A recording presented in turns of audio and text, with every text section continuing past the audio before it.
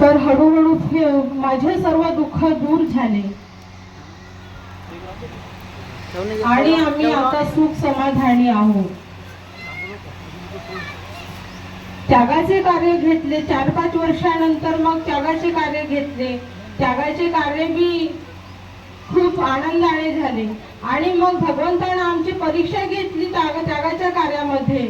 मला 1-2 दिवस त्रास व्हायला लागला. मग मी काकाजीला फोन केला. काकाजी म्हटलं मला त्रास होत आहे.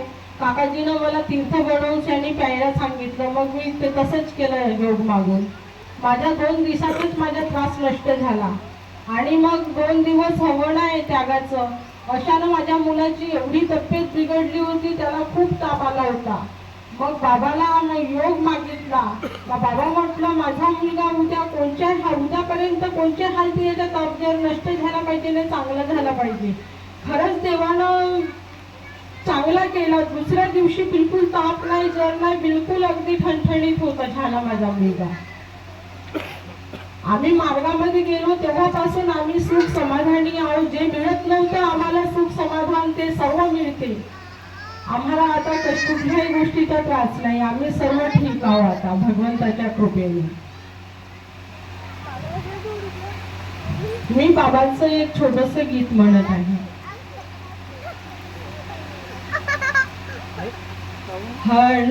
हनुमंता पदी नमन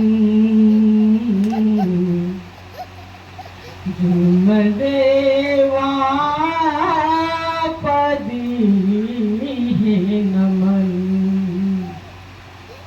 राहू दे स्थिर चंचल हे मन,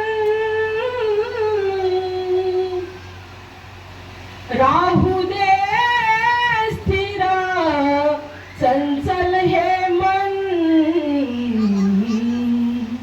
हनुमंता पदी नमन देवा पदी नमन. तुझ करता जगाचा म्हणून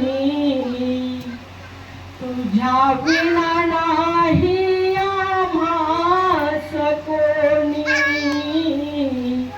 तुझ करता जगाचा म्हणून तुझ्या विना नाही आम्हास कोणी. फुले पक्षी आणि मूल वेडी तुझ्या आज्ञेत वारवून पाणी. म्हणून धरले तुझे मी चरण. राहू दे स्थिर चंचल हे मन. हनुमंता पदी नमन देवा पदी नमन. तुझ सांभाळशिया दिनाला धीर देशिया धीर मनाला.